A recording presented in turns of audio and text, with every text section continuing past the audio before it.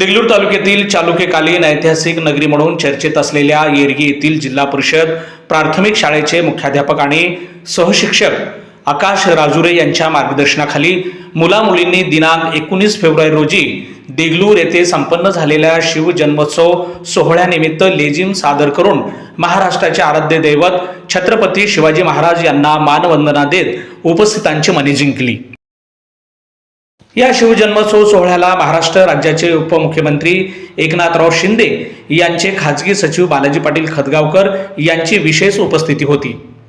बालाजी पाटील खतगावकरांनी लेझिम पथकाच्या वेगवेगळ्या कवायती पाहून या चिमुकल्यांचे आणि सहशिक्षक आकाश राजुरे यांचे तोंड भरून कौतुक केले।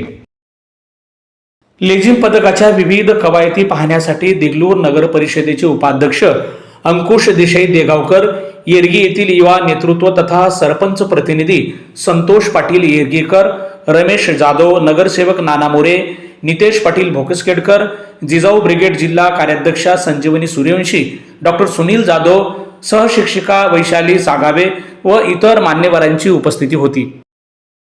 येरगी जिल्हा परिषद प्राथमिक शाळेचे सहशिक्षक आकाश गुरुजी राजुरे यांनी शाळेतील मुलामुलींना लेझिम प्रकारातील वेगवेगळ्या कवायती शिकवून प्रशिक्षित केले आहे।